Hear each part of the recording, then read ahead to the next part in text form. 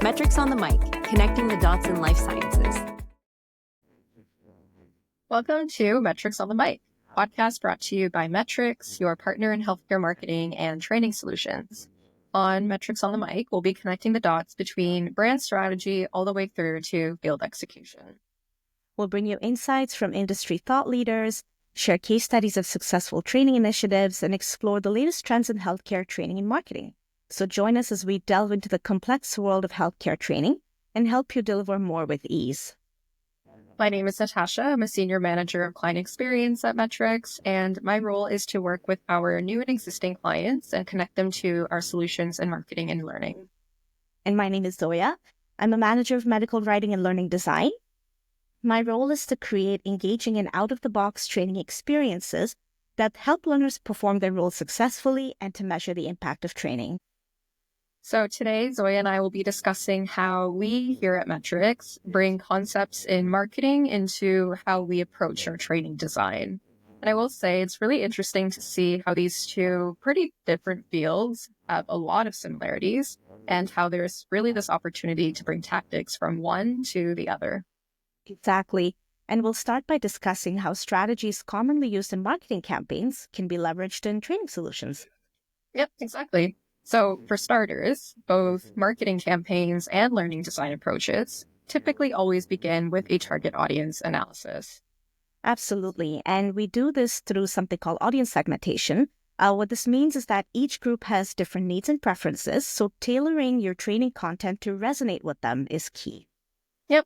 And then once you've analyzed your audience, the next step should be usually to choose the most appropriate communication channels or methods. And especially in today's digital age where a lot of research is coming out showing that, one size fits all approach doesn't really cut it for training anymore. Typically a blended program with a mix of self-led and live training yield better results. I agree. And training professionals can take inspiration from marketing's omnichannel approach by leveraging many interconnected platforms to create a seamless and engaging learning experience. So what this means is integrating tools like e-learning modules, in-person workshops, webinars, and podcasts into a unified strategy. What we're really trying to achieve here is to meet learners where they are most receptive and provide consistent and relevant messaging across all touchpoints. Yeah, that's a really good point, Zoya.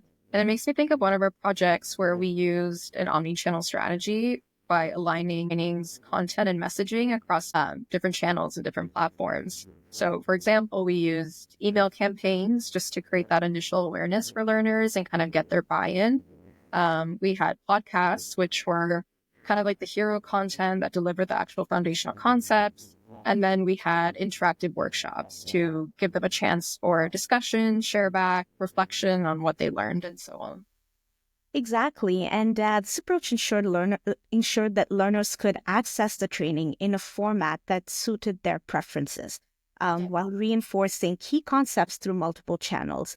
And what we found was improved engagement, higher retention rates, and better application of knowledge in the field. Exactly. And another similar project that comes to mind is one where we developed training curriculum for a pharma sales team. And we started that project with an audience analysis. So we met with, different stakeholders at the company, like senior leadership, managers, members of the target audience as well, to really identify what those training needs were. And after that, we found out that what was missing from their current state or from their current training program was an opportunity to really meaningfully practice and build their confidence before the sales teams actually went out onto the field. That's very interesting, Natasha. Can you tell us what specific strategies did you implement based on that insight? Yeah, for sure. So we built out a series of really interactive role-playing scenarios that gave the sales reps more of that opportunity to practice their pitches. We set it up in a gamified way, so they were in teams, and there was a bit of an added healthy competition too, just to build kind of excitement and motivation. And overall, the response was very positive. So a lot of the sales reps did report feeling just generally more confident, more motivated to go out on the field and speak with HCPs. That's really great. And I think it really shows the impact of knowing your audience in training design. Let's talk more about leveraging technology to create engaging training experiences. I think you and I will agree that this is where the magic happens. Yeah, for sure. And I think we're always looking at ways to bring in some new technology to improve that learning experience. Like, for example, I mentioned how we used gamification in that sales training program. Lots of different tools and platforms out there that allow you to do that. And I think it's also a concept that works really well in both marketing and training to increase engagement and retention. Absolutely. These tools not only make training more enjoyable, but they improve knowledge retention and practical application. And a recent project comes to mind where we introduced a gamified element by organizing the learning journey into a city tour bus theme. So each stop on the tour represented a different building, and each building had bite-sized learning modules and interactive exercises. That sounds really fun. What kind of feedback did you get from the learners? The learners loved it. The interactive elements added a dynamic dimension to the experience, and they made complex concepts easier to grasp. Data-wise, we received an overall course rating of 5 out of 5, which was incredibly rewarding. Yeah, that is really impressive. It really does go to show the effectiveness of making sure your training is interactive, but also fun.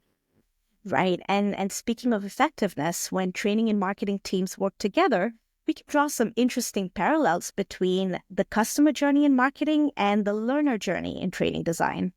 Yep. Just as marketing teams would map out the stages a potential customer goes through, from awareness to consideration, decision, and adoption, training teams can similarly map out the stages that their learners go through when it comes to acquiring and applying their new knowledge.